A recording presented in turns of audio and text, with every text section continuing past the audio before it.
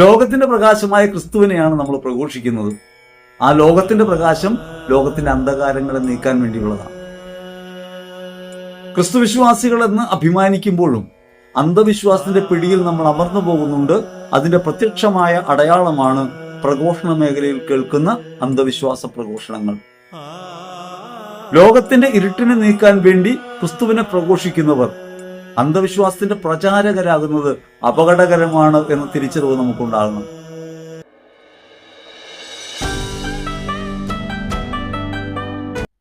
ഈശോയിലേറ്റവും പ്രിയപ്പെട്ടവരെ, തിരുഷ്ട മീഡിയയിലേക്ക് സ്വാഗതം. എവർക്കും ഈശോയിൽ കൃപയും സമാധാനവും.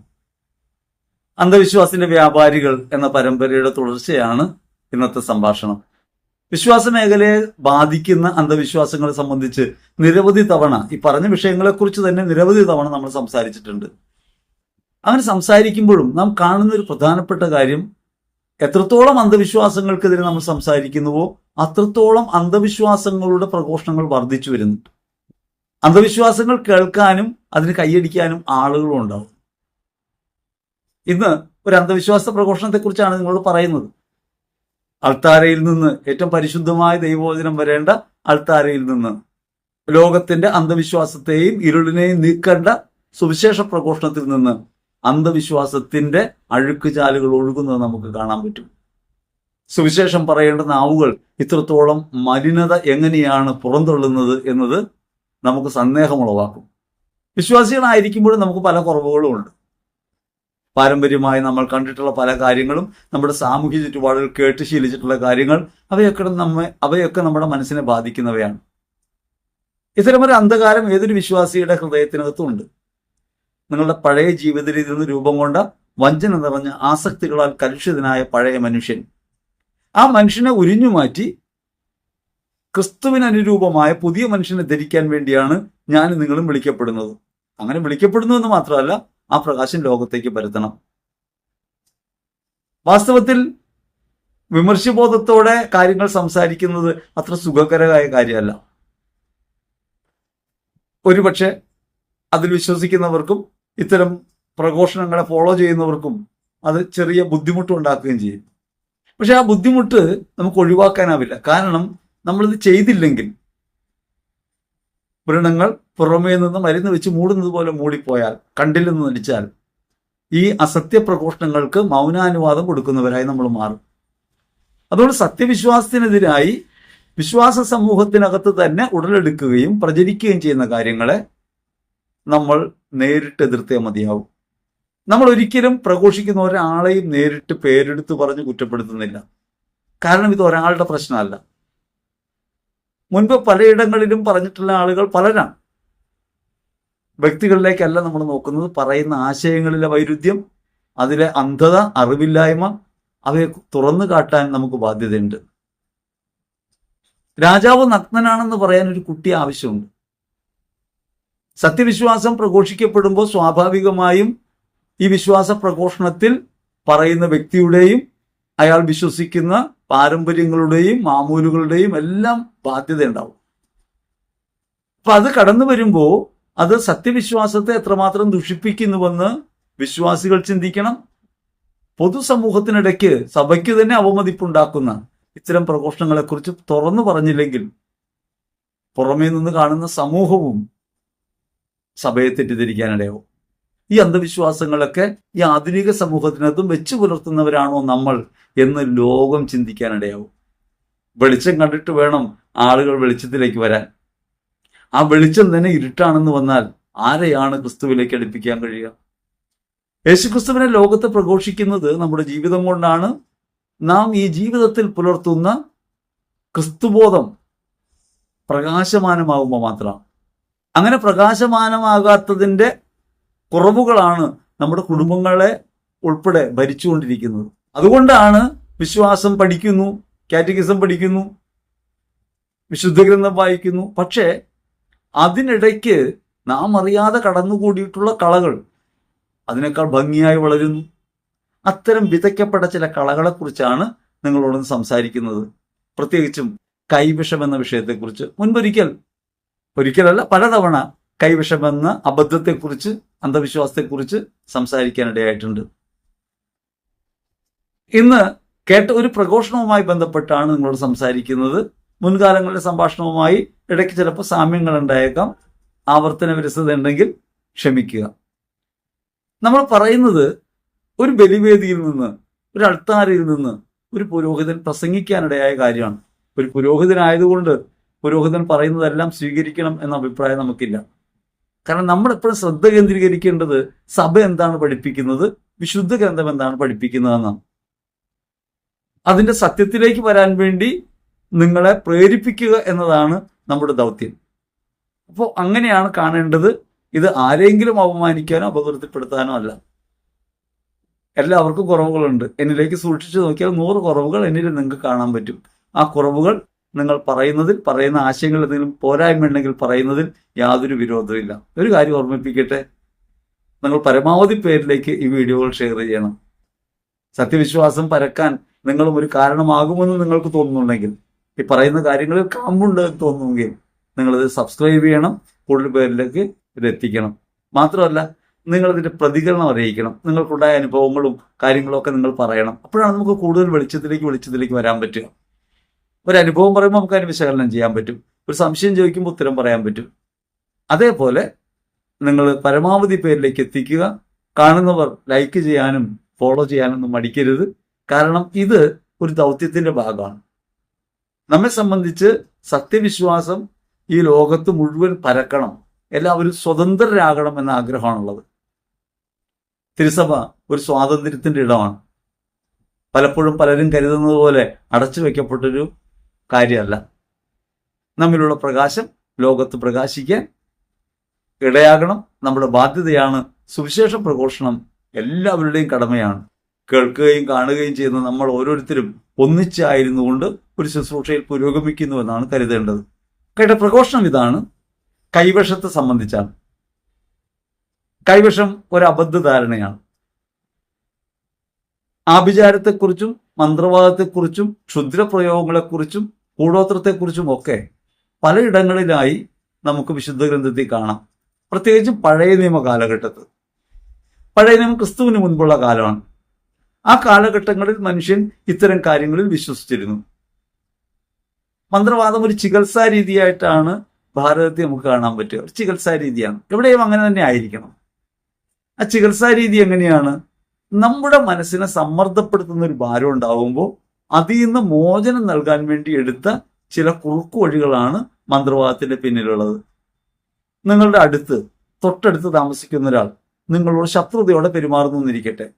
അയാൾ പ്രബലനാണ്. സാമ്പത്തികമായിട്ട് അയാളെ നേരിടാൻ നിങ്ങൾക്ക് കഴിയില്ല. അയാൾക്ക് അധികാരത്തിന്റെ ശക്തിയുണ്ട്. ആ വഴിക്കും നിങ്ങൾക്ക് അയാളെ നേരിടാൻ കഴിയില്ല. അങ്ങനെ സാമ്പത്തികമായും രാഷ്ട്രീയമായും ഒക്കെ അധികാരമുള്ള ഒരാൾ, ശാരീരിക ബലമുള്ളയാൾ, അയാളെ ഒരു വിധത്തിലും നിങ്ങൾക്ക് എതിർക്കാൻ കഴിയില്ല. എന്നാൽ അയാൾ നിരന്തരം നിങ്ങളെ ദ്രോഹിക്കുകയും നിങ്ങളെ അസ്വസ്ഥരാക്കുകയും ചെയ്യുന്നു. നിങ്ങളുടെ ഉറക്കം നഷ്ടപ്പെടുന്നു. അങ്ങനെ വരുന്നൊരു സമയത്ത് നിങ്ങൾ ഒരു ക്രിയ ചെയ്താൽ അയാൾ നശിക്കും എന്ന് കേൾക്കുമ്പോൾ നിങ്ങൾക്ക് സ്വാഭാവികമായ ഒരു ആശ്വാസം ഉണ്ടാവും. ശത്രുവിനെ തോൽപ്പിക്കുന്നത് കൊണ്ട് നിങ്ങൾക്ക് മനസ്സമാധാനം ഉണ്ടാകുമെന്ന് പറയുന്ന പ്രാകൃതമായ ഒരു ചിന്തയ്ക്കകത്ത് നിന്നാണ് മന്ത്രവാദം രൂപപ്പെടുന്നത്. അതുകൊണ്ട് അവരെന്നെ ഇങ്ങനെ നശിപ്പിക്കാൻ, ക്ഷയിപ്പിക്കാൻ ഒരു കർമ്മം ചെയ്താൽ സാധ്യമാകും എന്ന് നിങ്ങൾ കേൾക്കുകയാണ്. നിങ്ങൾ ആ ഒരു പൂജയൊക്കെ ചെയ്യുന്നു, മാന്ത്രിക വിധിപ്രകാരമുള്ള ചില കാര്യങ്ങളൊക്കെ ചെയ്യുന്നു, നിങ്ങൾക്ക് സമാധാനം ഉണ്ടാകുന്നു.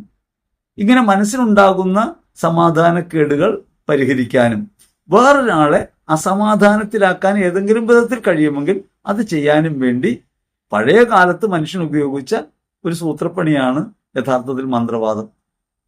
അതിനേക്കാൾ കൂടുതൽ ശക്തിയില്ല. സഭ അതിനെ ബ്ലാക്ക് മാജിക് എന്നാണ് വിളിക്കുന്നത്. ഒരു മാജിക്കിന്റെ വശം അതിനുണ്ട്.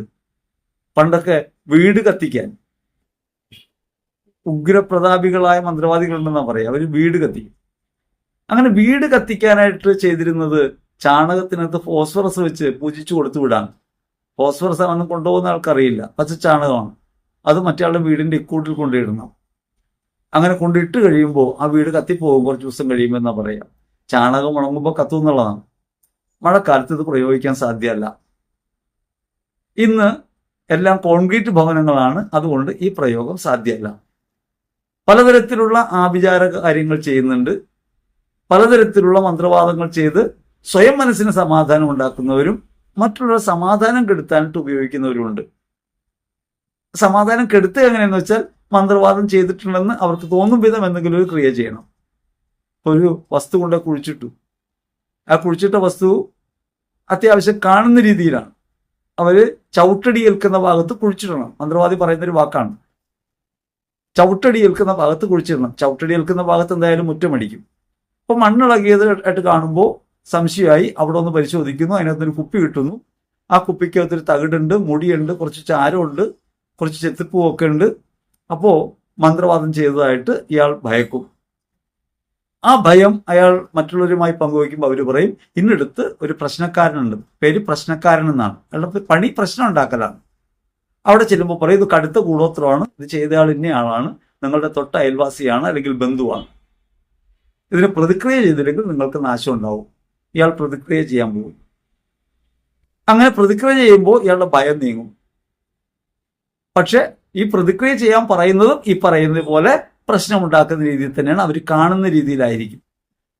അങ്ങനെ ചെയ്യുന്നു, അല്ലെങ്കിൽ കാണാത്ത രീതിയിൽ ചെയ്തിട്ടുണ്ടെന്ന് വിശ്വസിപ്പിക്കുന്നു. അങ്ങനെ ഈ അന്ധവിശ്വാസത്തിൽ കുടുങ്ങി ഈ രണ്ടു മനുഷ്യർ വ്യാകുലപ്പെടുകയും അവരുടെ ജീവിതം അസ്വസ്ഥമാകുകയും ചെയ്യും. അതാണ് പ്രശ്നക്കാരൻ.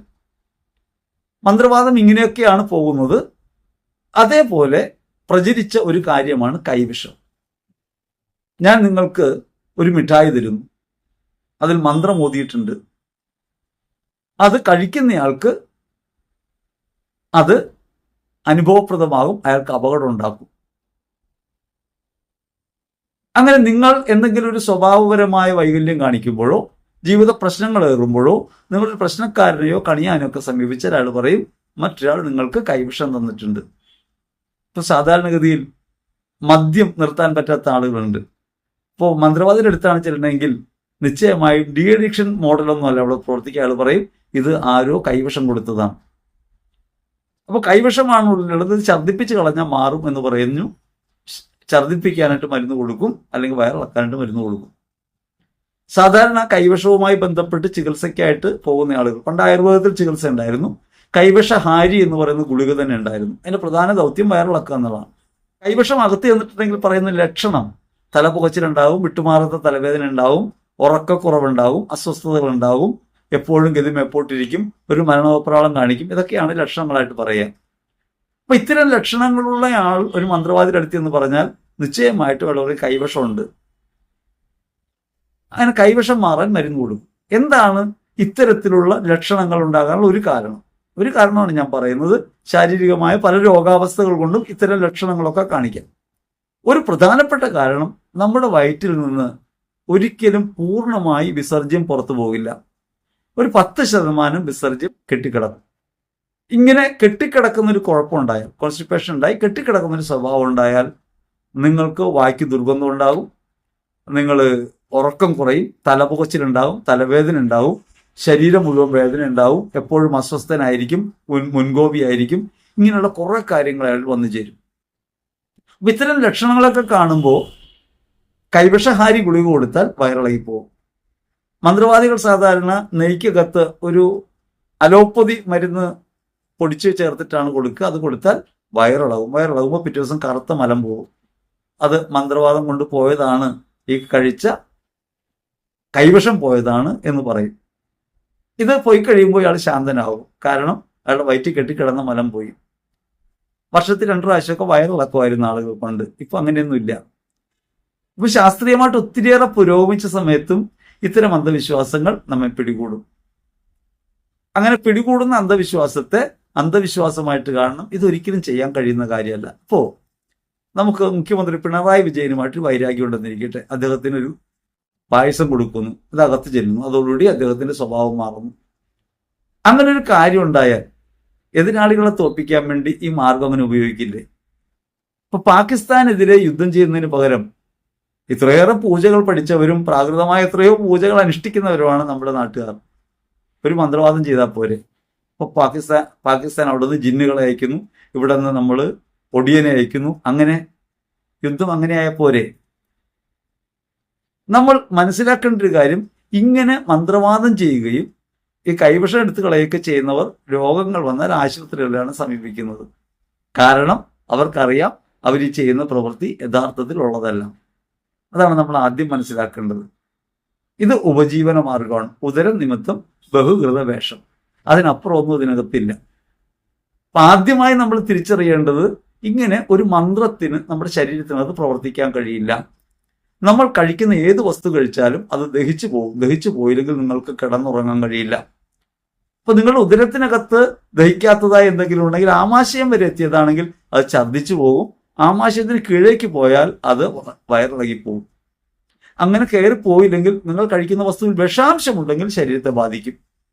പക്ഷെ ഒരു മന്ത്രത്തെ ഒരു വസ്തുവിൽ കയറ്റാനോ ആ വസ്തു ഒരാൾ കഴിക്കുമ്പോൾ ആ മന്ത്രം അയാളുടെ ശരീരത്തിൽ കയറാനോ ഇടയാകില്ല. മാത്രമല്ല, അതങ്ങനെ വയറ്റിൽ കെട്ടിക്കിടക്കുന്നു, ഈ കൈവിഷം അകമയുണ്ട് എന്ന് പറയുന്നത് ലോകാബദ്ധമാണ്. വയറ്റിൽ എന്തെങ്കിലും കിടന്നാൽ അതൊന്നില്ലെങ്കിൽ വിസർജിച്ച് കളയും, അല്ലെങ്കിൽ ഛർദ്ദിച്ച് കളയും. ഇത് രണ്ടുമല്ലെങ്കിൽ ഓപ്പറേറ്റ് ചെയ്ത് കളയേണ്ടി വരും. കിടന്നുറങ്ങാൻ കഴിയില്ല. 15 വർഷം മുമ്പ് കൊടുത്തൊരു കൈവിഷം ഇപ്പോഴും വയറിനകത്ത് അങ്ങനെ തന്നെ ഉണ്ട് എന്ന് പറഞ്ഞാൽ ലോകാബദ്ധമാണ്. ചില ആളുകൾ പറയും, ഇങ്ങനെ ഛർദ്ദിപ്പിക്കുമ്പോൾ മുട്ടയൊക്കെ പുറത്തേക്ക് വന്നാ പറഞ്ഞു. 10-15 വർഷം മുമ്പ് കൊടുത്ത മുട്ട. ഈ മുട്ട കഴിച്ചപ്പോൾ ചവച്ചരച്ചാണ് കഴിച്ചത്. ആ ചവച്ചരച്ച് കഴിച്ച മുട്ട ഒറിജിനൽ രൂപത്തിൽ, പഴയ രൂപത്തിലായി പുറത്തേക്ക് ഛർദ്ദിച്ച് കളയണമെങ്കിൽ അസാമാന്യമായ കഴിവ് വേണം. നമ്മുടെ ശരീരത്തെക്കുറിച്ചുള്ള അറിവില്ലായ്മയും ശരീരത്തിനകത്ത് ദഹന പ്രക്രിയ എന്താണെന്ന് അറിയില്ലാത്തതും ഒക്കെ കൊണ്ടാണ് ഈ അന്ധവിശ്വാസങ്ങൾ പണ്ട് ആളുകൾ കുടുങ്ങിയിരുന്നത്. ഇത് നമുക്കിതൊക്കെ അറിയാം. അപ്പൊ അതുകൊണ്ട് നാം മനസ്സിലാക്കേണ്ടത്, ഇങ്ങനെ സാധ്യമല്ല. അത് ഒരു ശാസ്ത്രീയമായ വീക്ഷണത്തിൽ നമുക്ക് മനസ്സിലാക്കാൻ പറ്റണം. മനുഷ്യൻ ഇത്രയും കാലം ആർജിച്ച അറിവുകളിൽ നമുക്ക് മനസ്സിലാക്കാൻ പറ്റണം. വിശുദ്ധ ഗ്രന്ഥത്തിൽ ഒരിടത്തും കൈവിഷത്തെക്കുറിച്ച് പറയുന്നില്ല.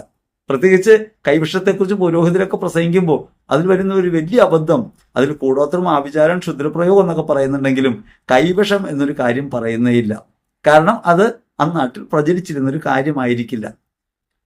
പ്രത്യേകിച്ച് കേരളത്തിൽ ഈ കാര്യം വളരെ വ്യാപകമായിട്ട് പ്രചാരത്തിലുണ്ടായിരുന്നതാണ്. ഇങ്ങനെ കൈവിഷം കൊടുക്കാൻ കഴിയുമെന്നും കൊടുത്താൽ ഈ കൊടുത്തയാൾ ഇച്ഛിക്കുന്ന കാര്യം അയാളിൽ നിറവേറുമെന്നുള്ളത്. ഇത് കൊടുക്കുന്നയാൾക്കൊരു സമാധാനം ഉണ്ടാക്കിയേക്കാം, ഉണ്ടെന്ന് കേൾക്കുന്നയാൾക്ക് ഒരു അസമാധാനം ഉണ്ടാക്കിയേക്കാം. എന്നല്ലാതെ ഇതിനകത്ത് യാതൊരു വാസ്തവവുമില്ല എന്ന് പരമാർത്ഥം അറിയണം.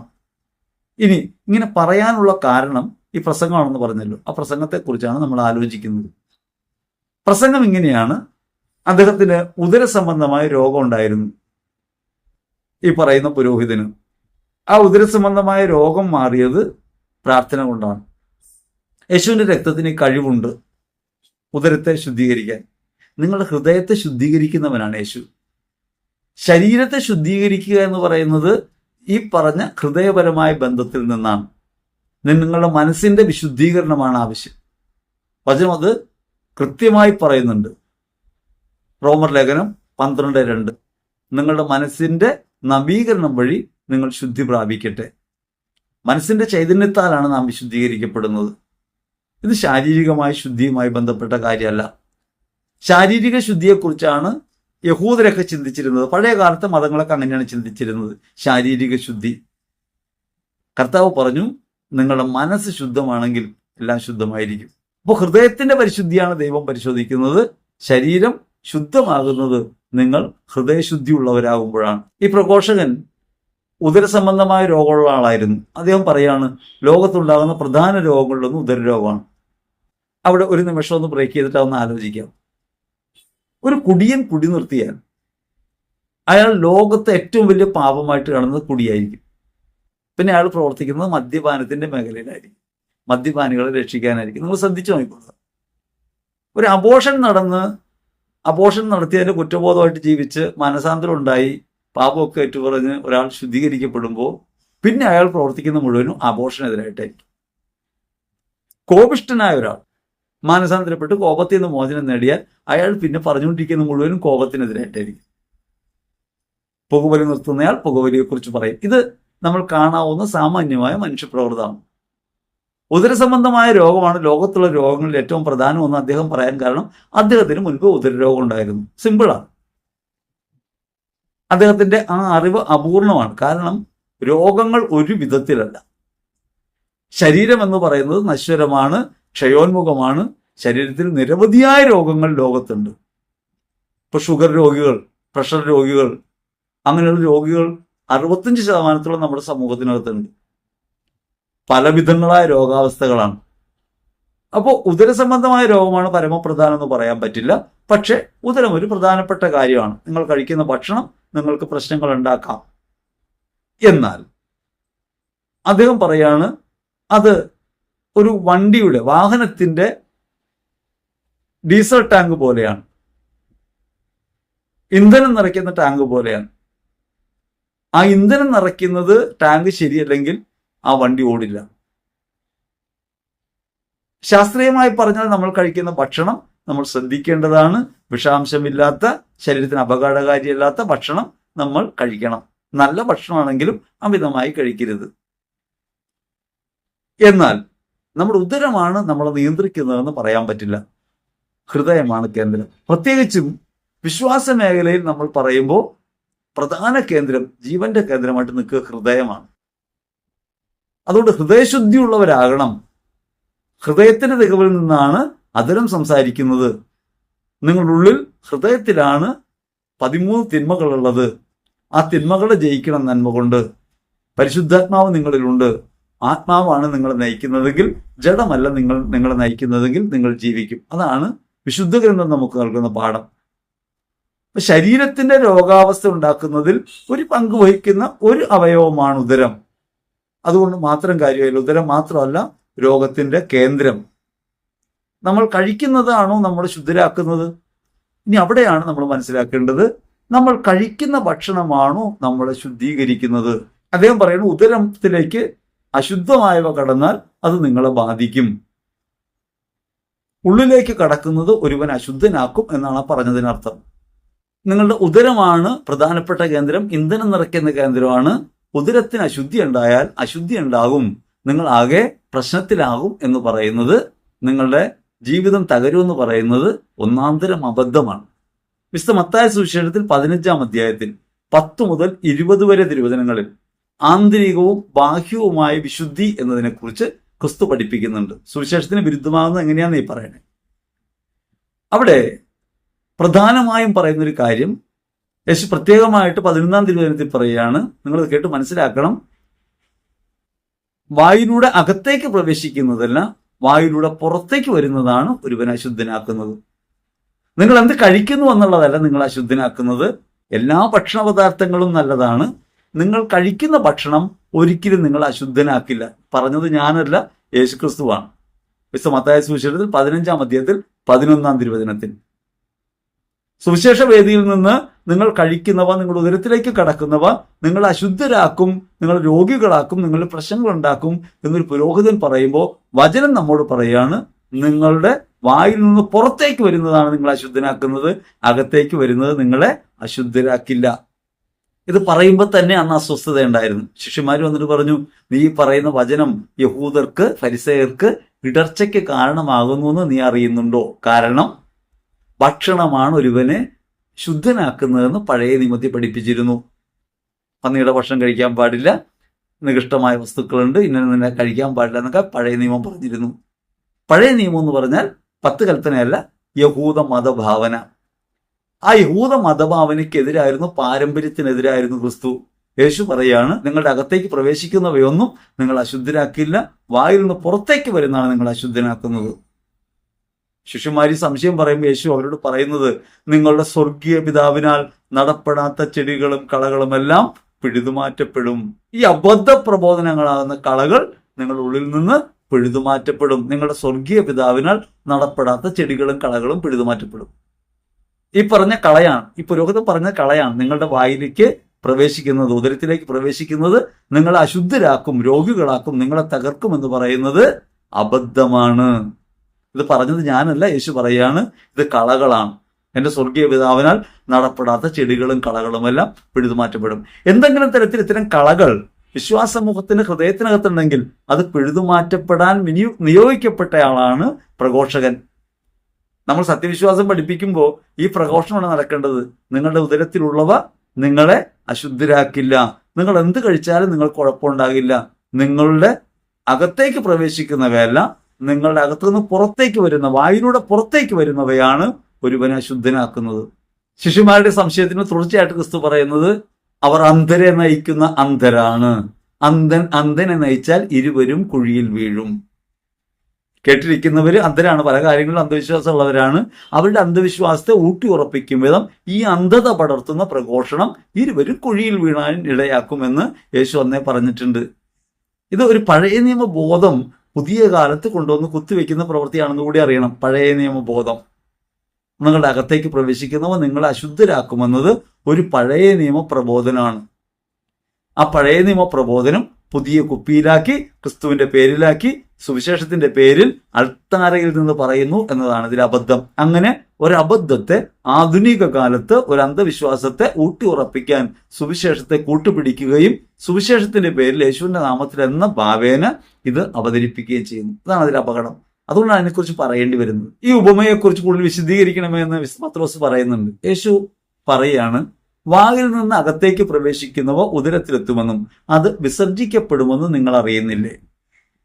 വായിൽ നിന്ന് അകത്തേക്ക് പ്രവേശിക്കുന്നവ ഉദരത്തിലേക്ക് പോകും, ഉദരത്തിൽ ചെന്നാൽ അത് വിസർജിക്കപ്പെടും. നിങ്ങളുടെ അകത്തൊന്നും തങ്ങി നിൽക്കില്ല. ഇതങ്ങനെ ഒരു അറകളുള്ള സ്ഥലമൊന്നുമല്ല. ഒരു വസ്തു നിങ്ങൾ കഴിച്ചാൽ അത് ഓരോ ഘട്ടം കിടന്ന് ആമാശയത്തിൽ നിന്ന് കുടലിലേക്ക് കിടന്ന് വൻകുടലും ചെറുകുടലും കിടന്ന് അത് പുറത്തേക്ക് പോകും. നാം സ്വീകരിക്കുന്ന ഭക്ഷണം, അത് ഏത് ഭക്ഷണമായാലും അത് പുറത്തേക്ക് പോകും. ദഹിച്ചില്ലെങ്കിലും പുറത്തേക്ക് പോകും. അതിനകത്ത് നിൽക്കാൻ സാധ്യമല്ല. അങ്ങനെ തങ്ങിക്കിടക്കാവുന്ന ഒരു സ്ഥലം ഉദരത്തിലില്ല. അങ്ങനെ കിടന്നാൽ നിങ്ങൾക്ക് ഉറങ്ങാൻ പറ്റില്ല. പണ്ടൊക്കെ ഓപ്പറേറ്റ് ചെയ്തപ്പോഴൊക്കെ വയറിനകത്ത് കത്രി കുടുങ്ങി എന്നൊക്കെ പറഞ്ഞ് കേട്ടിട്ടില്ലേ? പ്രാണവേദന അനുഭവിച്ചുകൊണ്ടാണ് പിന്നെ കഴിയുക. അത്തരത്തിൽ വേദന അനുഭവിക്കുന്നവരെ ആശുപത്രിയിൽ അഡ്മിറ്റ് ചെയ്ത് ഓപ്പറേറ്റ് ചെയ്ത് അകത്തുനിന്ന് ഈ സാധനം എടുത്ത് കളയും. അപ്പൊ എന്താണ് ഈ വേദനയുടെ കാരണം? ആദ്യകാലത്ത് കണ്ടുപിടിക്കപ്പെട്ടിരുന്നില്ല. ഉദരത്തിൽ നേരിട്ട് കുടലിലൊന്നും അല്ലത് കിടക്കുക, പാർശ്വത്തിലൊക്കെ കിടക്കും. അവസാനം ഇത് പിന്നീട് പുറത്തേക്ക് എടുത്ത് കളയുന്നത് വരെ അന്ന് വേദന അനുഭവിച്ചിരുന്നു. ഇന്ന് അതൊന്നും സാധ്യമല്ല. ആധുനിക ശാസ്ത്രം വളരെയധികം പുരോഗമിച്ചിട്ടുണ്ട്. നമ്മൾ മനസ്സിലാക്കേണ്ടത് ഈ മന്ത്രം, വാക്ക് എന്ന് പറയുന്നതൊക്കെ ശരീരത്തിൽ നേരിട്ട് കയറാവുന്നയാളല്ല. എവിടെയാണ് വലിക്കുക? അതൊക്കെ മനസ്സിനകത്താണ്. ഒരു ഭയം നിങ്ങളിലേക്ക് കടത്തിവിടാൻ പറ്റും. ഒരു ഭയം നിങ്ങളെ ഗ്രസിച്ചാൽ അത് നിങ്ങളുടെ ശരീരത്തെയും ബാധിക്കും. പക്ഷേ അതൊരിക്കലും ഉദരത്തിൽ പ്രവർത്തിക്കുന്ന ഒരു സാധനമല്ല. ദ്രവ്യപരമായി പ്രവർത്തിക്കാൻ അങ്ങനെ അരൂപിക്ക് സാധ്യവുമല്ല. എന്നാൽ ഈശോ പറയുന്നത് വായിൽ നിന്ന് പുറത്തേക്ക് വരുന്ന അങ്ങനെയല്ല. അത് നിങ്ങൾ ഹൃദയത്തിൽ നിന്നാണ് വരുന്നത്. അത് നിങ്ങൾ അശുദ്ധരാക്കും. എന്നിട്ട് എന്താണ് ഹൃദയത്തിൽ നിന്ന് വരുന്ന അശുദ്ധികൾ എന്ന് യേശു പഠിപ്പിക്കുന്നുണ്ട്. 7 തിന്മകളെ കുറിച്ചാണ് യേശു പറയുക. ദുശ്ചിന്ത, കൊലപാതകം, പരസംഗം, വ്യഭിചാരം, മോഷണം, കള്ളസാക്ഷ്യം, പരദൂഷണം. ഇങ്ങനെ 7 തിന്മകൾ ഉള്ളിൽ നിന്ന് വരുമെന്നാണ് വചനം നമ്മോട് പറയുന്നത്. അപ്പൊ ഹൃദയത്തിൽ നിന്നാണ്, ഹൃദയത്തിന്റെ തികവിൽ നിന്നാണ് അതിരം സംസാരിക്കുന്നത്. ഇങ്ങനെ അതിരത്തിലൂടെ പുറത്തേക്ക് വരുന്നവയാണ് നിങ്ങളെ അശുദ്ധരാക്കുന്നത്. നിങ്ങൾ ഉള്ളിലേക്ക് പ്രവേശിക്കുന്നവ നിങ്ങളെ അശുദ്ധരാക്കില്ല. മാത്രമല്ല, യേശു പലവിധ ക്ഷാളനങ്ങളുമായി ബന്ധപ്പെട്ട് ജീവിച്ചിരുന്നവരാണ്. അന്ധവിശ്വാസങ്ങളിൽപ്പെട്ട് ജീവിച്ചിരുന്ന യഹൂദരോട് പറയാണ്, കൈ കഴുകാതെ ഭക്ഷണം കഴിക്കുന്നത് ഒരുവനെ അശുദ്ധനാക്കുന്നില്ല. അന്ന് ഏറ്റവും കൂടുതൽ ക്ഷാളനങ്ങൾ ഉണ്ടായിരുന്നത് കൊണ്ടാണ് കൈ കഴുകാതെ ഭക്ഷണം കഴിക്കുന്നത് ഒരുവനെ അശുദ്ധനാക്കുന്നില്ല. കൈ കഴുകാതെ ഭക്ഷണം കഴിക്കുമ്പോൾ രോഗാണുക്കൾ പ്രവേശിക്കാം. രോഗാണു ഈ പറഞ്ഞ ശരീരമുള്ള ഒരാളാണ്, മന്ത്രമൊന്നുമല്ല. രോഗാണു നമ്മുടെ ശരീരത്തിൽ പ്രവേശിക്കാം. നമ്മുടെ അകത്തേക്ക് ഒരു അശുദ്ധിക്ക് പ്രവേശിക്കാൻ സാധ്യമല്ല, ഒരു തിന്മയ്ക്ക് പ്രവേശിക്കാൻ സാധ്യമല്ല. അതുകൊണ്ടാണ് കൈ കഴുകാതെ ഭക്ഷണം കഴിക്കുന്ന ഒരുവനെ അശുദ്ധനാക്കുന്നില്ല. എന്താണത് പറയാൻ കാരണം? ഇന്ന് നമ്മൾ ഇന്നത്തെ രീതിയിൽ ഉപയോഗിക്കരുത്.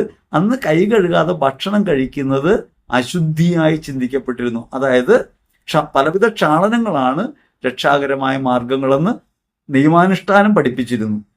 അപ്പൊ അങ്ങനെയുള്ള ക്ഷാളനങ്ങൾക്ക് അർത്ഥമില്ലെന്നും ഈ ബാഹ്യമായ വിശുദ്ധിയല്ല വേണ്ടതെന്നും ആന്തരികമായ വിശുദ്ധിയാണ് വേണ്ടതെന്നും അത് ഹൃദയത്തിൻ്റെതാണെന്നുമാണ് യേശു പഠിപ്പിക്കുന്നത്. ഉദരമാണ് കേന്ദ്രമെന്ന പാഠവും അകത്തേക്ക് പ്രവേശിച്ച് ഉദരത്തിൽ പ്രവേശിക്കുന്നവ നിങ്ങളെ അശുദ്ധരാക്കുമെന്ന പാഠവും സുവിശേഷ വിരുദ്ധമാണ് എന്ന കാര്യം അറിയണം. കൈവശത്തെക്കുറിച്ച് ചിന്തിക്കുന്നതിന് മുമ്പ് ഇത്തരത്തിലൊരു കാര്യം നമ്മൾ അറിയണം. ഇനി അദ്ദേഹത്തിന്റെ ചില അനുഭവങ്ങളുമായി ബന്ധപ്പെട്ട്, ഈ അനുഭവങ്ങളൊക്കെ എപ്പോഴും അപകടം ഉണ്ടാക്കുന്നവയാണ്. കാരണം അനുഭവങ്ങൾ വ്യക്തിനിഷ്ഠങ്ങളാണ്. വ്യക്തിനിഷ്ഠങ്ങളായ അനുഭവങ്ങൾ അവനവന്റെ മനസ്സിലാക്കൽ ശേഷിക്കനുസരിച്ചാണ്. അപ്പൊ അറിവില്ലാത്തൊരാൾ ഒരു കാര്യം അനുഭവിക്കുമ്പോൾ അയാൾ മനസ്സിലാക്കുന്നത് ഇത് അപകടകരമാണെന്നാണ്. ഒരിക്കലും ഒരാൾക്ക് ലഡു തിന്നപ്പോൾ വയറുവേദന ഉണ്ടായി. അയാൾ എല്ലാവരോടും പറഞ്ഞുകൊണ്ടിരിക്കുകയാണ്, ലഡു തിന്നരുത്, ലഡു തിന്നാൽ വയറുവേദന ഉണ്ടാവും.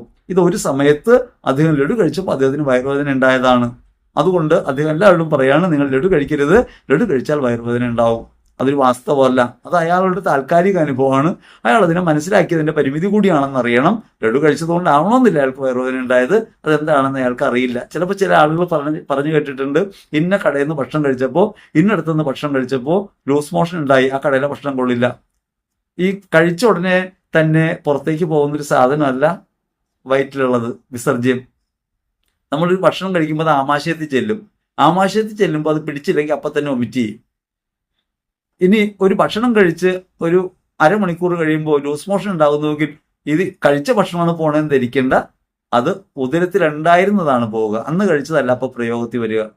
ഒരു കഷ്ണം മാംസം ദഹിക്കാൻ 72 മണിക്കൂർ വേണം. ഒരു പിടി ചോറ് ദഹിക്കാൻ 18 മണിക്കൂർ വേണം. പഴം കഴിച്ചാൽ 6 മണിക്കൂർ വേണം. അങ്ങനെയൊക്കെയാണ് കണക്ക്. ഇതൊക്കെ ശാരീരികമായുള്ള നിലകളൊക്കെ കണ്ടുപിടിക്കപ്പെട്ടിട്ടുള്ളതാണ്.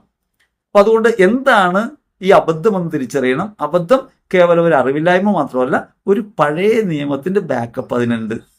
യഹൂദരിൽ വിശ്വസിച്ചിരുന്ന ഒരു പ്രാചീന പാരമ്പര്യ വിശ്വാസത്തിന്റെ അധമബോധം ഈ പ്രഘോഷണത്തിനകത്ത് പടർന്നിട്ടുണ്ട് എന്ന കാര്യം മനസ്സിലാക്കും. അദ്ദേഹം ഇതിന് ഉദാഹരണമായിട്ട് പറയുന്നത്, അദ്ദേഹം കോളേജിൽ പഠിക്കുന്ന കാലത്ത് അദ്ദേഹത്തിന്റെ അയൽവാസിയായ ഒരാൾക്ക് ഇങ്ങനെ നിരന്തരം രോഗങ്ങളുണ്ടായി, ഉദരസംബന്ധമായ രോഗം ഉണ്ടായി. അതിന് പലയിടങ്ങളിൽ പോയി കൈവിഷം ഇറക്കാൻ നോക്കി, കൈവിഷം ഇറങ്ങിയില്ല. അദ്ദേഹം പറയുകയാണ്, കൈവിഷം കയറിയാൽ ഇറങ്ങിപ്പോകാൻ ബുദ്ധിമുട്ടാണ്. ഇത് ലോകാബദ്ധമാണ്. കൈവിഷം എന്ന് പറഞ്ഞൊരു കാര്യമേ ഇല്ല. അതൊരു അന്ധവിശ്വാസത്തിന്റെ പുറകെ പോയി, യഥാർത്ഥ രോഗം കണ്ടുപിടിക്കാൻ കഴിഞ്ഞില്ല. അതുകൊണ്ട് പലയിടത്തായിട്ട് പോയി കൈവിഷം വിട്ടുപോയില്ല. കാരണം അയാൾക്ക് ഉദരസംബന്ധമായ വേറെ രോഗം ഉണ്ടായിരുന്നു എന്നേ അർത്ഥമുള്ളൂ. ഉദരസംബന്ധമായ രോഗം ഉണ്ടായ ഒരു പ്രധാന കാരണം നമ്മുടെ മൂഡ് ചേഞ്ച് ആകും, നമ്മൾ നിരാശരാകും. വയറുവേദന ചെറിയ വേദനയല്ല, ഉദരസംബന്ധമായ രോഗങ്ങൾ ചെറുതല്ല. കോൺസ്റ്റിപ്പേഷനുള്ള ആൾക്ക് മനസ്സമാധാനം ഉണ്ടാകില്ല. അയാൾക്ക് ഒരിക്കലും സ്വതന്ത്രനായിരിക്കാൻ, സ്വസ്ഥനായിരിക്കാൻ കഴിയില്ല. എപ്പോഴും ദേഷ്യവും മുൻകോപമൊക്കെ ഉള്ള ആളായിരിക്കും. കോൺസ്റ്റിപ്പേഷൻ, പൈൽസ് ഒക്കെ വരുമ്പോൾ അങ്ങനെയാണ്. അപ്പോൾ രോഗസംബന്ധമായ വൈകാരികമായ മാറ്റങ്ങൾ ഒരാൾക്ക് ഉണ്ടാകാം. പക്ഷെ ഈ പറഞ്ഞ കൈവശം കയറിയാൽ ഇറങ്ങിപ്പോകില്ല എന്ന് പറയുന്നതും, പലയിടത്ത് പോയിട്ട് കൈവശം ഇറങ്ങിപ്പോയില്ല എന്ന് പറയുന്നതും അറിവില്ലായ്മ കൊണ്ട് മാത്രമാണ്. കൈവിഷം എന്ന ഒന്നേയില്ല, ഉണ്ടെങ്കിലല്ലേ ഇറങ്ങിപ്പോകാൻ പറ്റൂ. ഇല്ലേ, ബാധ പോകാൻ വേണ്ടി വടിയെടുത്തടിക്കുമ്പോൾ സിനിമയിൽ പറയുന്ന പോലെ, പോയോ ബാധ പോയോ എന്ന് വെച്ചപ്പോൾ ബാധ പോയില്ല, ബോധം പോയെന്ന് പറഞ്ഞ പോലെ ഉണ്ടെങ്കിലല്ലേ ഇറങ്ങിപ്പോകാൻ പറ്റൂ. അപ്പൊ അതുകൊണ്ട് ഇങ്ങനൊരു കാര്യം ഉണ്ട് എന്ന അബദ്ധ വിശ്വാസത്തിന്റെ പുറകെ പോകുമ്പോൾ അത് ഇറങ്ങിപ്പോയില്ല എന്നും തോന്നും. ഇതൊരു അറിവില്ലായ്മ മാത്രമാണ്. അനുബന്ധമായിട്ട് അദ്ദേഹം പറയാണ്, ചില വൈദ്യന്മാരുടെ അടുത്ത് പോയാൽ വെള്ള ശംഖുപുഷ്പോ നീല ശംഖുപുഷ്പോ കഴിക്കാൻ പറയും. ശംഖുപുഷ്പം കഴിക്കാനല്ല. മുൻകോപമുള്ളവർ, അധികമായ പ്രശ്നങ്ങളുള്ളവർ, മാനസിക വിഭ്രാന്തിയുള്ളവർ, അതേപോലെ തന്നെ കടുത്ത ഈ പറഞ്ഞ ഉദരസംബന്ധമായ പ്രശ്നമുള്ളവർക്കൊക്കെ ശംഖുപുഷ്പത്തിന്റെ വേര് അരച്ചു കൊടുക്കാൻ പറയും. വെളുത്ത ശംഖുപുഷ്പത്തിന്റെ അതിന് ഒരു ചികിത്സാ രീതിയുണ്ട്. അത് ഈ പറഞ്ഞ കാര്യവുമായി ബന്ധപ്പെട്ട കാര്യമല്ല. ശംഖുപുഷ്പത്തിന്റെ വേര് കഴിച്ച് വയറുളകും. പക്ഷെ അത് എല്ലായിടത്തും ഉപയോഗിക്കുന്ന കാര്യമല്ല. ചില പ്രത്യേക മാനസിക പ്രശ്നങ്ങൾക്കും ചില പ്രത്യേക രോഗാവസ്ഥകൾക്കും കൊടുക്കുന്ന മരുന്നാണത്. നാളെ പോയിട്ട് ശംഖുപുഷ്പത്തിന് വേരരച്ച് കഴിക്കരുത്. കാരണം അതിന് പ്രത്യേക വിധികളുണ്ട്. അത് എല്ലാറ്റിനും കൊടുക്കാവുന്ന കാര്യമല്ല. അപ്പൊ അദ്ദേഹം പോയതൊന്നും യഥാർത്ഥത്തിൽ നല്ല ട്രീറ്റ്മെന്റിനല്ല എന്നുള്ളതാണ് വാസ്തവം. കൃത്യമായിട്ട് ആയുർവേദമോ അലോപ്പതിയോ ഒന്നുമല്ല അദ്ദേഹം നോക്കിയിട്ടുള്ളത്. അദ്ദേഹം ഏതൊക്കെ ഉടമ്പുലിയ ആളുകളുടെ അടുത്ത് പോയി എന്തൊക്കെയോ പറഞ്ഞത് ചെയ്തു. ചില മന്ത്രവാദികളുടെ അടുത്ത് പോയി, ഉദരത്തിന്റെ വേദന മാറിയില്ല. അതുകൊണ്ട് കൈവശം ഇറങ്ങിപ്പോകാത്തതാണ്.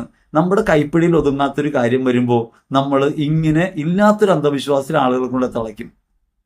ചിലർ കേട്ടിട്ടില്ലേ, പ്രാർത്ഥിച്ചിട്ടൊന്നും കാര്യം നടക്കുന്നില്ല, അത് പൂർവിക ദോഷം കൊണ്ടാണെന്ന് പറയും. പൂർവിക ദോഷമാകുമ്പോൾ ഇറങ്ങിപ്പോകാൻ ബുദ്ധിമുട്ടുണ്ടാകും. കാരണം കുറെ പൂർവികരുടെ ദോഷമാണ്, ഇറങ്ങിപ്പോകാൻ ബുദ്ധിമുട്ടുണ്ടാവും. ഇപ്പോൾ ശുശ്രൂഷകൻ സമാധാനത്തിലായി. കാരണം എൻ്റെ കഴിവില്ലായ്മ കൊണ്ടല്ല, അല്ലെങ്കിൽ ഞാൻ പ്രാർത്ഥിച്ചിട്ട് പോകാത്തതല്ല, ഈ പൂർവികരുടെ പ്രശ്നമുള്ളത് കൊണ്ടാണ്. പൂർവികരാകുമ്പോൾ നമ്മൾ വിചാരിക്കുന്ന പോലെയല്ലല്ലോ. ഇതൊരു ട്രിക്കാണ്. നമ്മളൊരു കാര്യം മനസ്സിലാക്കേണ്ടത്, ശുശ്രൂഷകൻ ഇതിനകത്ത് ഭാഗഭാഗിത്വമൊന്നുമില്ല. അയാൾ പറഞ്ഞാൽ എല്ലാം നടക്കണം, അത്ഭുത രോഗശാന്തി വിദഗ്ധനാണ്, ഇങ്ങനെയൊക്കെ പറയുന്ന വൈദഗ്ധ്യം എന്ന് പറയുന്ന അബദ്ധമാണ്. പ്രാർത്ഥിക്കുമ്പോൾ രോഗങ്ങൾ മാറാം, അതിന് പലവിധ കാര്യങ്ങളുണ്ട്. അത് ദൈവമഹത്വം വെളിപ്പെടാനുള്ള രോഗങ്ങളാകുമ്പോൾ മാത്രമാണ് സംഭവിക്കുക. ഏത് രോഗവും കൈവച്ച് മാറ്റാമെന്ന് പറയുന്ന അബദ്ധമാണ്. കൈവച്ച് രോഗം മാറ്റാമെന്ന് പറഞ്ഞാൽ കണ്ണട വെച്ചിരിക്കുന്നു. നമ്മൾ ഈ അറിവ് ഇല്ലായ്മയിൽ കെട്ടപ്പെട്ടു പോകുമ്പോൾ സംഭവിക്കുന്ന കാര്യമാണ്. ഇത് അനുഭവസ്ഥര് പറയുന്ന കാര്യമാണെന്ന് പറഞ്ഞിട്ടാണ് ഈ കൈവശം ഇറങ്ങിപ്പോയില്ല എന്ന് പറഞ്ഞാൽ അനുഭവസ്ഥര് പറയുന്ന കാര്യമെന്നാണ് പറയണേ. ഇനി മാത്രമല്ല, എത്ര എളുപ്പത്തിലാണ് ഈ പ്രഘോഷണം ക്രിസ്തുവിലേക്ക് കേന്ദ്രീകരിക്കുന്നത് നോക്കണം. ഇതിങ്ങനെയൊന്നും കഴിച്ചാൽ പോകില്ല. ഇതിന്റെ മേൽ അധികാരമുള്ള തിരുസഭയ്ക്കാണ്. യേശുക്രിസ്തു പറഞ്ഞാൽ മാത്രമേ ഇവ ഇറങ്ങിപ്പോകൂ. കണ്ടോ, ഒരു അന്ധവിശ്വാസത്തെ കൊണ്ടുവന്ന് വെച്ചിട്ട് അത് ക്രിസ്തുബോധവുമായി കൂട്ടിയിണക്കുന്നത് ശ്രദ്ധിച്ചു. ആദ്യം പറഞ്ഞത് അറിവില്ലായ്മയാണ്. ഈ അറിവില്ലായ്മയെ നമുക്ക് അറിവില്ലായ്മയായിട്ട് തള്ളാം, അന്ധവിശ്വാസമായിട്ട് തള്ളാം. പക്ഷെ ആ അന്ധവിശ്വാസത്തെ ക്രിസ്തുബോധവുമായി കൂട്ടിയിണക്കാൻ വേണ്ടി ഈ തിരുസഭയുടെ അധികാരത്തിൽ പറഞ്ഞാലേ ഇറങ്ങിപ്പോകൂ, യേശുക്രിസ്തു പറഞ്ഞാൽ മാത്രം ഇറങ്ങിപ്പോകൂ, അവനാണ് അധികാരമുള്ളത് എന്ന് പറയുന്നിടത്ത് നാം ഈ പറഞ്ഞ അന്ധവിശ്വാസത്തെ ക്രിസ്തു വിശ്വാസത്തിനകത്ത് തിരികെ കയറ്റി. യേശുക്രിസ്തു പറഞ്ഞാൽ ഇറങ്ങിപ്പോകും. എന്താ ഇറങ്ങിപ്പോകാന്നറിയാമോ? ഈ അന്ധവിശ്വാസം, ഈ അബദ്ധം. വചനം കൊണ്ട് തിരുത്തേണ്ടത് അന്ധതയാണ്. വചനം ലോകത്തിന്റെ പ്രകാശമായ ക്രിസ്തുവാണ്. ആ ക്രിസ്തു ഈ അന്ധവിശ്വാസത്തെ ഇതുവരെ ഇറക്കിയിട്ടില്ല. ഈ പറഞ്ഞ പുരോഹിതനുള്ളിലുള്ള അന്ധവിശ്വാസത്തെ ഇറക്കിയിട്ടില്ല. കാരണം എന്താണ്? അദ്ദേഹം ക്രിസ്തുവിലേക്ക് തിരിഞ്ഞിട്ടില്ല, ക്രിസ്തുബോധത്തിലല്ല. അപ്പൊ നിങ്ങൾ ചോദിച്ചേക്കാം, പുരോഹിതനല്ലേ, സഭയുടെ അധികാരത്തിലല്ലേ? പുരോഹിതനാകുന്നത് സഭയുടെ അധികാരത്തിലാണ്. പൗരോഹിത്യം സഭയുടെ അധികാരമാണ്. ദൈവമാണ് വിളിച്ചത്. ഇതൊക്കെ ശരിയാണ്. പക്ഷേ ആ ദൈവം വിളിക്കുമ്പോഴും ഒരു മനുഷ്യൻ അയാളുടെ കുറവുകളിലാകാം. ഞാനും നിങ്ങളും ക്രിസ്ത്യാനികളാണ്, യേശുക്രിസ്തുവിൽ വിശ്വസിക്കുന്നവരാണ്. അതുകൊണ്ട് യേശു പറഞ്ഞ കാര്യങ്ങൾ നമുക്ക് പാലിക്കാൻ പറ്റുന്നുണ്ടോ? ക്രിസ്ത്യാനികളായിരിക്കുമ്പോഴും ക്രിസ്തുബോധത്തിന് അനുസരിച്ചല്ലാത്ത നിരവധി കാര്യങ്ങൾ നമ്മളിൽ നിലനിൽക്കുന്നുണ്ട്. അത് നിരന്തരം പരിഹരിച്ചു പോകേണ്ട കാര്യമാണ്. ഒരു പുരോഹിതൻ വ്യക്തി എന്ന നിലയ്ക്ക് പരിമിതിയുള്ളവനാകാം. ആ പരിമിതികൾ അയാളുടെ തെരഞ്ഞെടുപ്പിന്റെ ദൗത്യത്തെക്കാൾ ഉപരിയായി മുഴച്ചു നിൽക്കുമ്പോഴാണ് ഇത്തരം അബദ്ധങ്ങൾ പറയുക.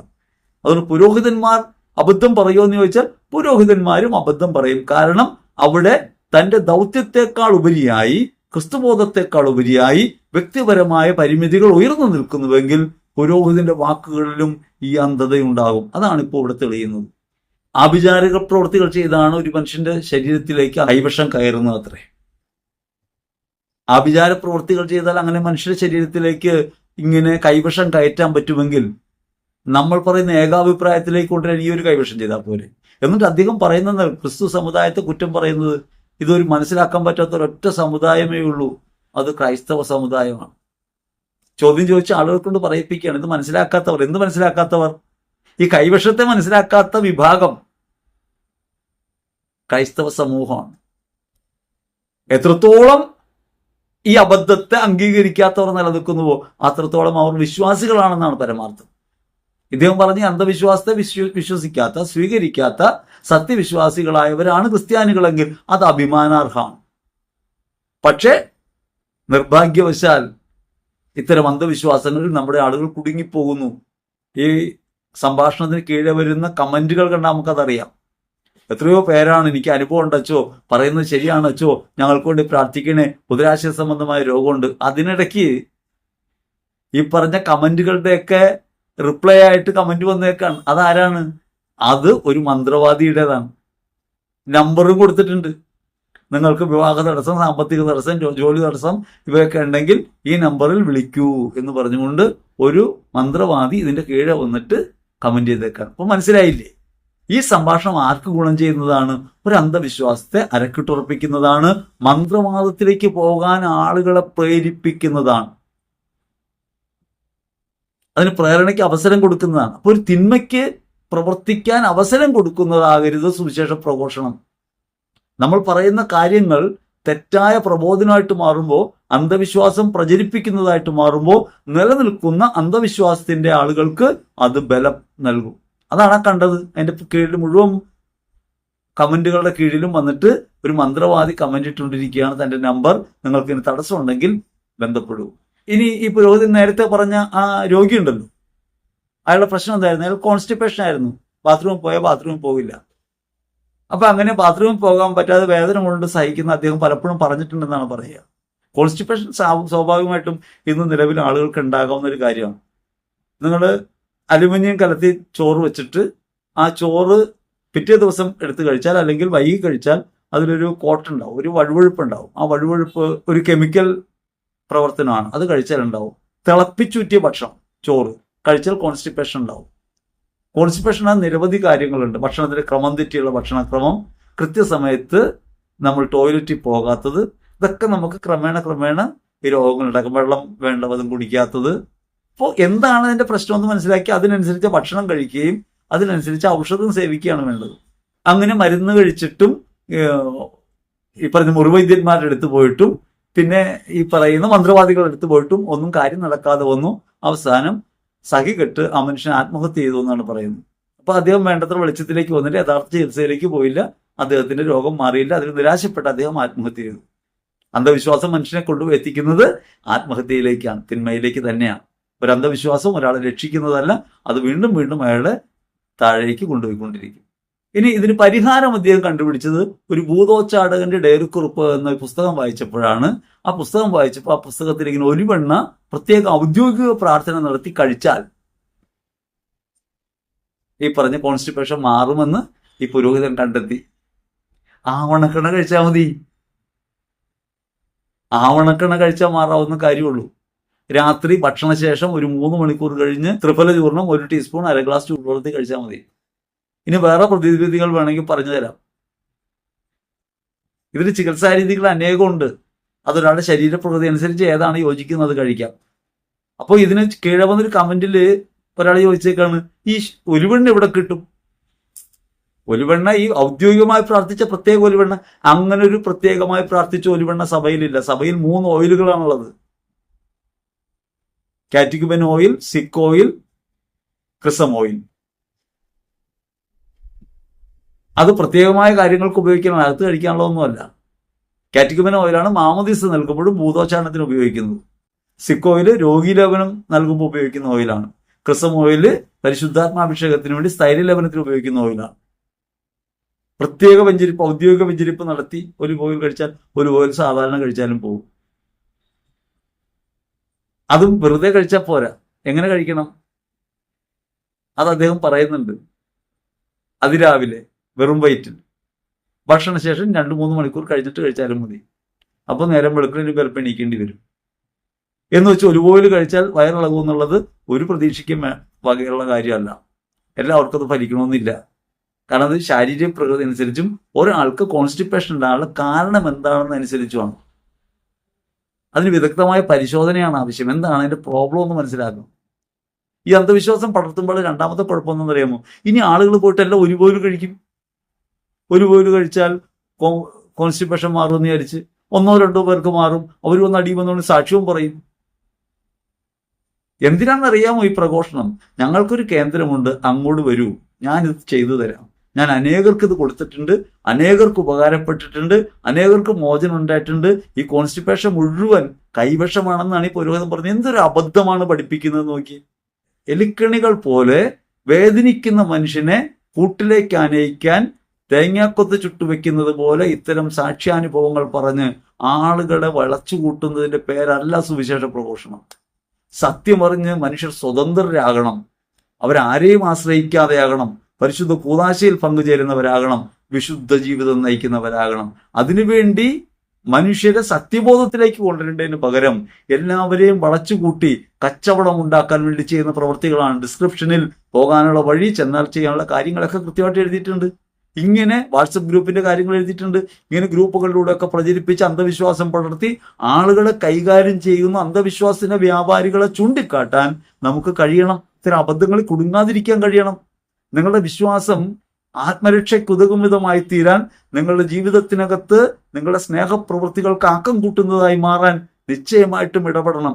അത് അന്ധവിശ്വാസത്തിൽ ഊന്നിയാവരുത്. കൂട്ടത്തിൽ ഇച്ചിരി എരിവ് കയറാൻ വേണ്ടി ലവ് ജിഹാദിപ്പെട്ട മിശ്രവാഹത്തിൽപ്പെടുമെന്ന് കരുതിയിരുന്ന പെൺകുട്ടികൾക്ക് കൊടുത്തിട്ടുണ്ട്, അവർ രക്ഷപ്പെട്ടിട്ടുണ്ടെന്ന് പറയാം. അപ്പോ ഈ ലോകത്ത് നടക്കുന്ന പ്രേമവിവാഹങ്ങളെല്ലാം ഇപ്രകാരം കൈവശം കൊടുത്തിട്ടാണെന്നാണോ? മനുഷ്യർക്ക് മറ്റുള്ളവരുമായുള്ള ബന്ധങ്ങൾ വരെ വിള്ളലുണ്ടാക്കുന്ന രീതിയിലുള്ള പ്രഘോഷണം പോകുന്നത്. അതിനകത്തൊരു മതമൗലികവാദവും വർഗീയവാദവും കുത്തിവെക്കുന്നുണ്ട്. ഇവിടെ ഒരു തെളിവും രേഖയും ഇല്ലാതെ വരുന്ന കാര്യങ്ങൾ വരെ എടുത്തുയർത്തിക്കാട്ടിയിട്ട് ആളുകൾ തമ്മിലുള്ള ബന്ധങ്ങൾ ഒലയ്ക്കാൻ വേണ്ടിയാ.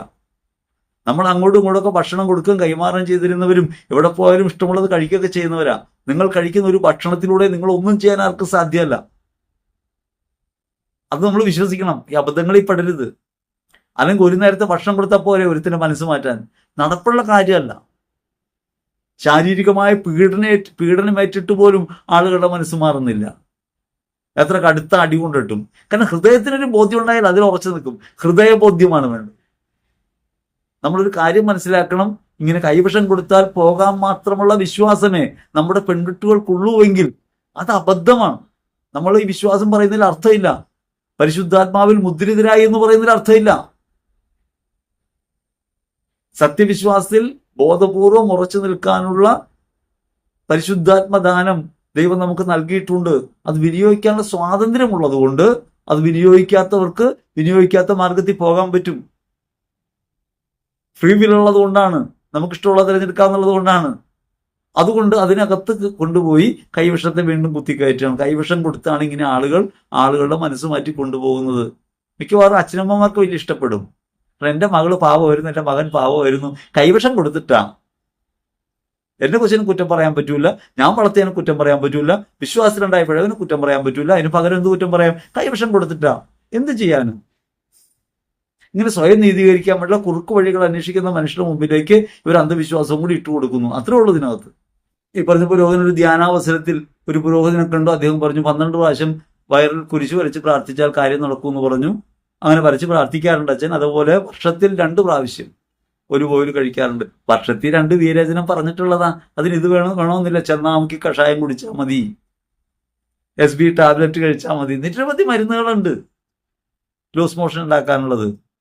അതൊരാൾ ഉപയോഗിക്കുമ്പോൾ ശ്രദ്ധിക്കണമെന്ന് മാത്രം. അയാളുടെ ആരോഗ്യാവസ്ഥ അനുസരിച്ച് അയാളുടെ ബ്ലഡ് പ്രഷർ താഴ്ന്നു പോകാനിടയാകുന്ന രീതിയിലാകുമോ, അത് അയാൾക്ക് എന്തെങ്കിലും ശാരീരികമായ അപകടം ഉണ്ടാക്കുമോ, വേറെ രോഗാവസ്ഥ ഉണ്ടെന്ന് നോക്കിയിട്ടേ കഴിക്കാവുന്നേ ഉള്ളൂ.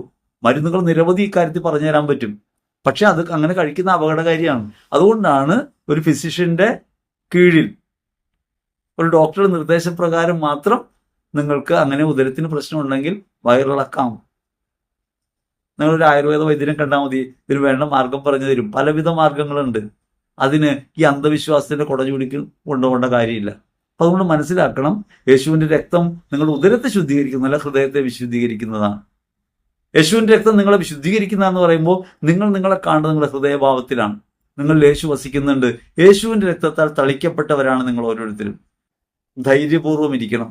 ഈ അന്ധവിശ്വാസങ്ങളിൽ കുടുങ്ങരുത്. ഇത്തരം അന്ധവിശ്വാസങ്ങൾ, അബദ്ധവിശ്വാസങ്ങൾ ക്രിസ്തുവിന്റെ രക്തത്തെ പ്രതിയും ക്രിസ്തുവിനെ പ്രതിയൊക്കെയാണ് പറഞ്ഞുകൊണ്ടിരിക്കുന്നത്. അതിനകത്തുകൂടെ കടത്തിവിടുന്നത് കടുത്ത അന്ധവിശ്വാസമാണ്, അബദ്ധമാണ്, അന്ധകാരമാണ്. അതുകൊണ്ട് തിരിച്ചറിയണം. ഇപ്പോ ഈ സംഭാഷണം കേൾക്കുമ്പോൾ ഇതിന് കീഴെ വന്നിട്ട് ഈ പറഞ്ഞ കൈവശമുണ്ട് എന്ന് പറയാനും സ്ഥാപിക്കാനും ശ്രമിക്കുന്നവരുണ്ടാകാം. ഇത് പറഞ്ഞതിന്റെ പേരിൽ നമ്മളെ ആക്ഷേപിക്കുന്നവരുണ്ടാകാം. വാസ്തവത്തിൽ സത്യവിശ്വാസവുമായി നേർവിപരീതത്തിൽ നിൽക്കുന്ന ഒരു കാര്യമാണ് കൈവശം. അങ്ങനെയൊന്നും സാധ്യമല്ല. ക്രിസ്തു വിരുദ്ധമായി മാറുന്നത് കൊണ്ടാണ്. ഇത് അബദ്ധമാണ്, അവാസ്തവികമാണ്. അപ്പോൾ തെറ്റിന്റെ പുറകെ പോകാൻ സ്വാഭാവികമായ പ്രേരണ നമുക്കുണ്ട്. സമൂഹത്തിൽ നമ്മൾ കേൾക്കുന്ന കാര്യങ്ങൾ ഇപ്രകാരമുള്ളതാണ്. ഒരുവെണ്ണം കഴിച്ച് വയറിളക്കാൻ നിങ്ങൾ വിചാരിക്കരുത്. അതല്ല അതിന്റെ മാർഗം ഇപ്രകാരം. അതിന് ഉചിതമായ ചികിത്സ തേടുക എന്നുള്ളതാണ്. ഭക്ഷണക്രമം ശരിയാക്കുക എന്നുള്ളതാണ്. അങ്ങനെ ഉദര സംബന്ധമായ രോഗങ്ങളാണ് പരമപ്രധാനമെന്നും എല്ലാം കൈവശത്തിലൂടെ സംഭവിക്കുന്നതാണെന്നും പറയുന്ന ഒരു അബദ്ധ പ്രഘോഷണമാണ് കേൾക്കാനിടയായത്. ഇത് നിങ്ങളോട് പറയാൻ കാരണം ഒട്ടനവധി പേർക്ക് കോൺസ്റ്റിപ്പേഷൻ, മലബന്ധം, പൈൽസ് അങ്ങനെയുള്ള രോഗങ്ങൾ ഉണ്ടാവും. നിങ്ങൾക്ക് അത്യാവശ്യം അത്തരം എന്തെങ്കിലും കാര്യമുണ്ടെങ്കിൽ, അതിനെക്കുറിച്ച് എന്തെങ്കിലും അറിയണമെങ്കിൽ ഡിസ്ക്രിപ്ഷനിൽ നമ്പറുണ്ട്, വാട്സപ്പ് നമ്പറുണ്ട്. അതിലേക്ക് മെസ്സേജ് ചെയ്താൽ മതി. നിങ്ങളുടെ കാര്യം എന്താണെന്ന് പറഞ്ഞാൽ നിങ്ങൾ എന്താണ് ചെയ്യേണ്ടതെന്നൊരു ഉപദേശം തരാൻ പറ്റും. ചികിത്സ നിങ്ങളുടെ അടുത്ത് നിങ്ങൾക്ക് ഏറ്റവും എത്തിച്ചേരാവുന്ന ഒരു സ്ഥലത്ത് നിങ്ങൾ ചെയ്യണം. ഒരു ഡോക്ടറെ അടുത്ത് പോയി കാണണം, കാര്യം പറയണം. കാരണം നിങ്ങൾ കഴിക്കുന്ന ഭക്ഷണവും നിങ്ങളുടെ ജീവിത രീതിയൊക്കെ പരിശോധിച്ച് നിങ്ങളുടെ ശരീരത്തിന് ആവശ്യമായ രീതിയിൽ നിങ്ങളുടെ ഉദര സംബന്ധമായ പ്രശ്നങ്ങൾ പരിഹരിക്കാൻ ഒരു വിദഗ്ധനായ ഡോക്ടർക്ക് കഴിയും. അപ്പോൾ അതുകൊണ്ട് നമ്മൾ ഒരുവെണ്ണ കഴിച്ചാണ് ഈ രോഗം മാറ്റേണ്ടതെന്ന് കരുതരുത്. അത് പ്രത്യേക രീതിയിൽ വ്യഞ്ചരിച്ച ഒരുവെണ്ണ ഇവിടെ കിട്ടും, അത് വന്ന് വാങ്ങിക്കാൻ പറയുന്ന രീതിയിലുള്ള കച്ചവടങ്ങളെ നമ്മൾ തിരിച്ചറിയണം. ഒരു കാര്യം നമ്മൾ മനസ്സിലാക്കേണ്ടത്, കൈവശം പോലുള്ള അന്ധവിശ്വാസങ്ങൾ, മന്ത്രവാദം പോലുള്ള അന്ധവിശ്വാസങ്ങൾ സമൂഹത്തിൽ നിലനിൽക്കുന്നുണ്ട്. സത്യവിശ്വാസം അതിനെ എതിർക്കേണ്ടതാണ്. ലോകത്തിന്റെ അധികാരിയായ ക്രിസ്തു, സകലത്തിന്റെ മേൽ ആധിപത്യമുള്ള ക്രിസ്തു നിങ്ങൾക്കൊരു വിമോചനം തന്നിരിക്കുന്നു. ഈ അന്ധതയൊന്നും നിങ്ങളെ പിടികൂടുകയില്ല. ഈ ലോകത്ത് ആർക്കും നിങ്ങളൊന്നും ചെയ്യാൻ കഴിയില്ല. യേശുവിലാണ് നാം ആയിരിക്കുന്നത്. ഒന്നിനെയും ഭയപ്പെടാതെ ക്രിസ്തു മാർഗത്തിൽ പുരോഗമിക്കാനാണ് നമുക്ക് കഴിയേണ്ടത്. ഈശോയിലേറ്റവും പ്രിയപ്പെട്ടവരെ, പറഞ്ഞത് കൈവിഷത്തെ സംബന്ധിച്ചാണ്. കൈവിഷം ഒരു അബദ്ധമാണ്. അത്തരം അന്ധവിശ്വാസങ്ങളിൽ ആരെങ്കിലും കുടുങ്ങിയിട്ടുണ്ടെങ്കിൽ അതിൽ നിന്ന് മോചനം പ്രാപിക്കാൻ ക്രിസ്തുവിൽ അഭയം പ്രാപിക്കണം. യേശുവിന്റെ രക്തം നിങ്ങളുടെ മേലുണ്ട്. യേശു നിങ്ങളിൽ വസിക്കുന്നു. അവനെ കീഴടക്കാൻ ഈ ലോകത്തിന്റെ ഇരുളിന് കഴിയില്ല. അതുകൊണ്ട് ഉറച്ചു വിശ്വസിക്കണം. ഞാൻ ദൈവപക്ഷത്താണ്, ദൈവം എന്റെ പക്ഷത്തെങ്കിൽ ആരെനിക്കെതിരെ നിൽക്കും. ദൈവം നിങ്ങളെ സമൃദ്ധമായി അനുഗ്രഹിക്കട്ടെ. ആമേൻ.